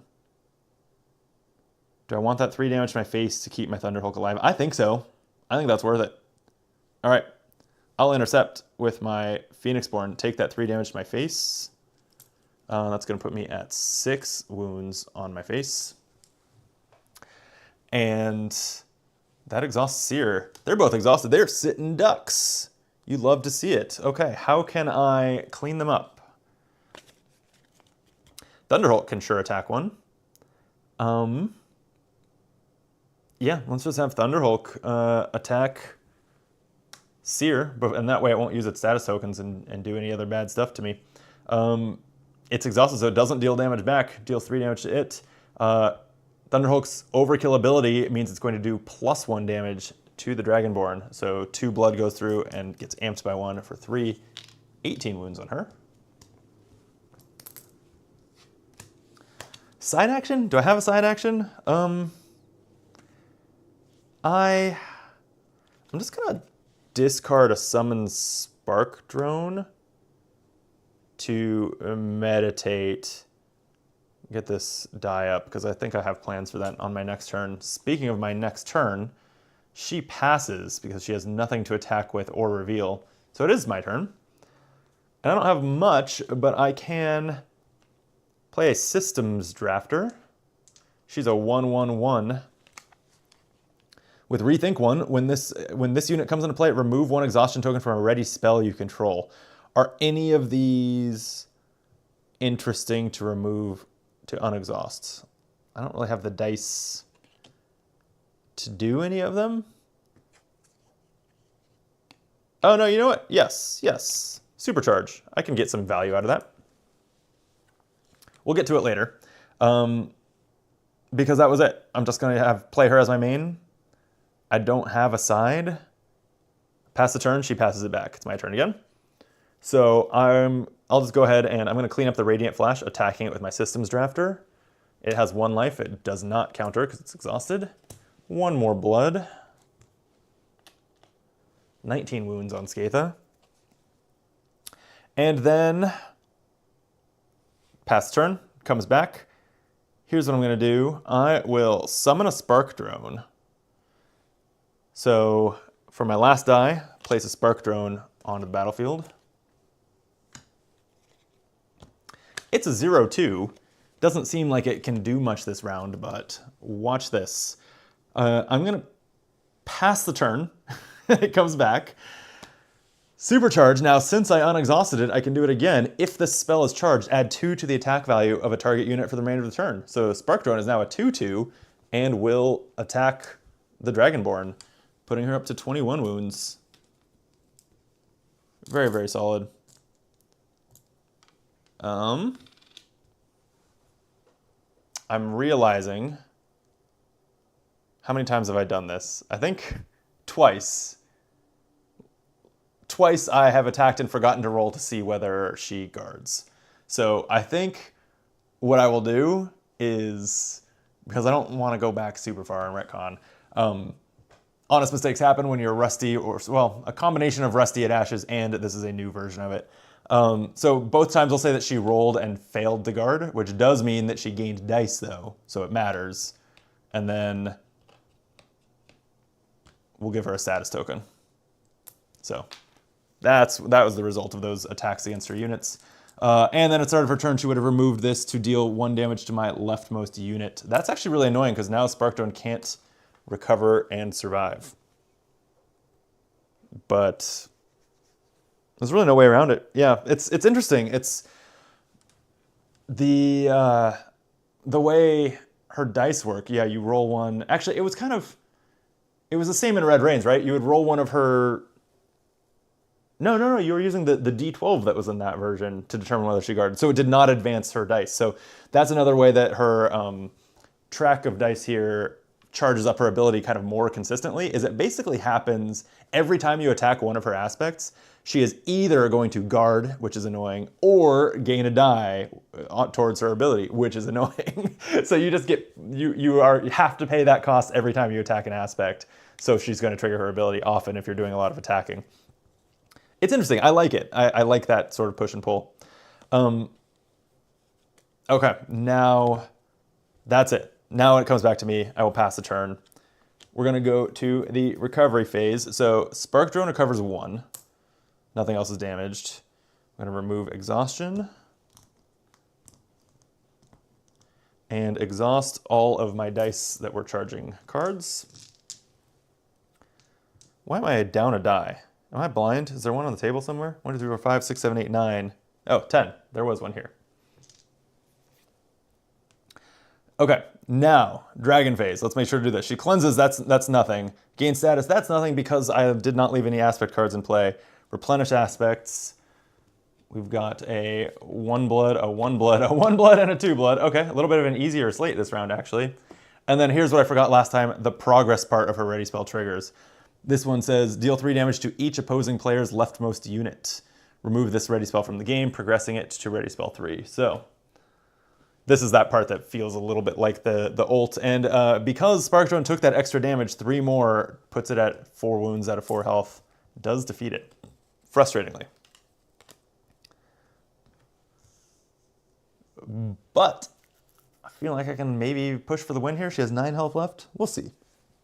I don't want to get careless.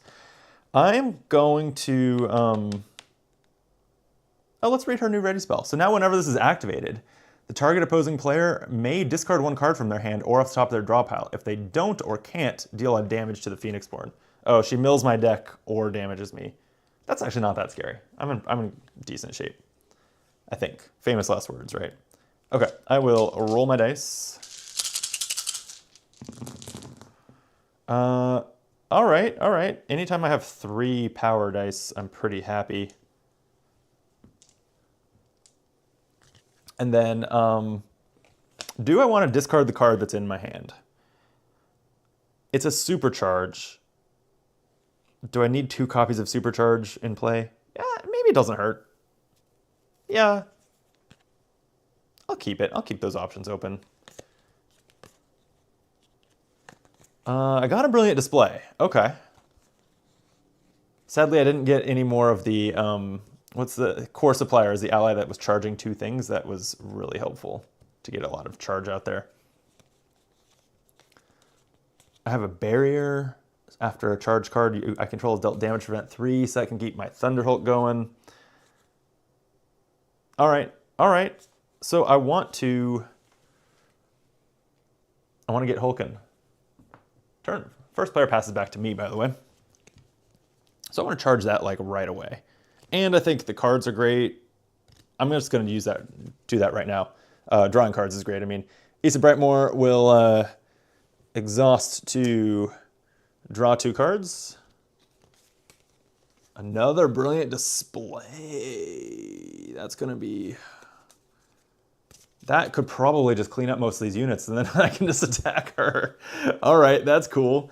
Then I charge a unit I control. Okay, we like that. That was my side action only. I have a main. I have no allies in hand. Do I have any cards that are mains? Recharge. Oh, remove an exhaustion token and 2 wound tokens from a charge card you control. Oh yeah. Thunderhulk is going to do work. Okay, I do need to take a main action. What do I want it to be? I'm just going to summon a Thunderhulk. Right? How could that ever be a bad idea? I will use some Thunderhulk to, you guessed it, summon a Thunderhulk. It's dormant until I charge it with a die, though. All right, her turn. She's going to roll. Crown. Activate the ready spell. So she's going to, I have to discard a card from hand or draw pile or take a damage. I will just mill my draw pile. It's a recharge. I already have one of those in hand. Okay, and then reveal. So she reveals Radiant Flash. When this comes into play, I have to lower 1 power die 2 levels. So, damn, that becomes basic. And that's that. Okay, that's a great target for Thunderhulk to just attack and then get recharged. So why don't I do that as a main action? Thunderhulk will attack Radiant Flash. And we're going to roll to see whether Skatha guards. It is a basic face. She does guard. But Mac, hello from your favorite Oregon couple as they go to bed. You are my favorite Oregon couple. You really took a chance there assuming it, but you know what? You are.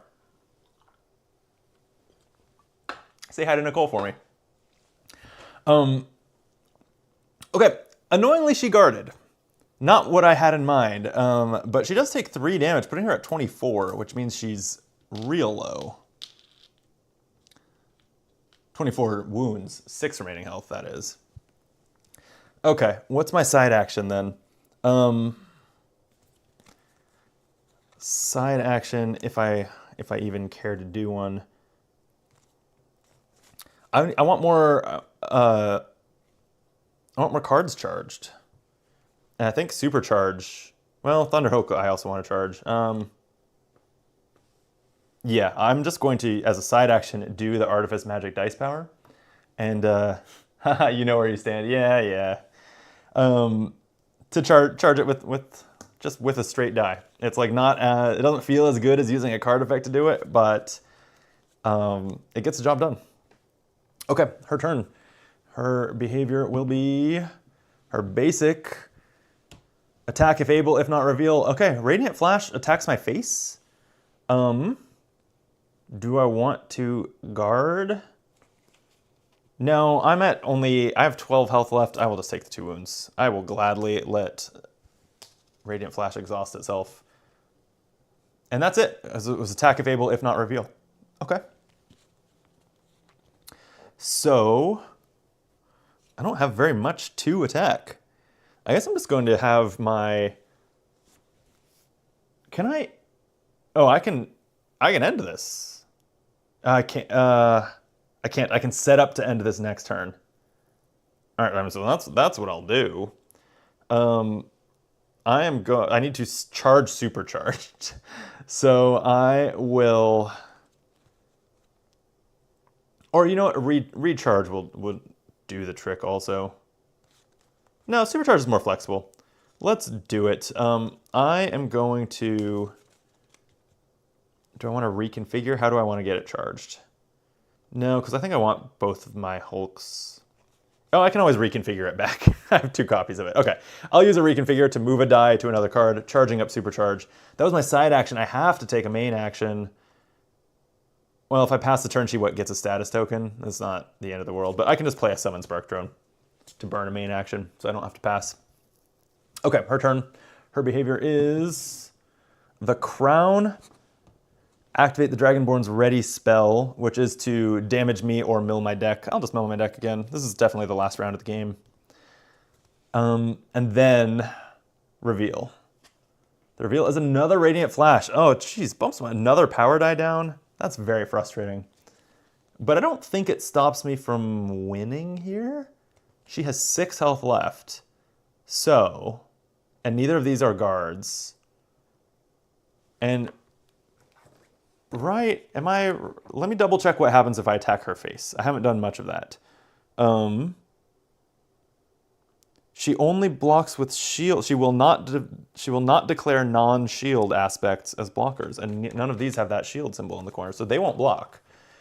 Which means if I supercharge as my side action, if the spell's charge, add 2 to the attack value of target unit for the remainder of the turn, I will give +2 attack to Systems Drafter, and then Systems Drafter and Thunderhulk attack together, which you can. I don't actually do this as often as I maybe should, but you can attack with multiple things as one main action if it's at the Dragonborn. They attack for 6. She has nothing to block with. She goes from 24 to 30. Crushed it. Sweet. I think I made it. I caught a mistake or two along the way. I'm guessing I made 1 or 2 that I didn't catch because, of course.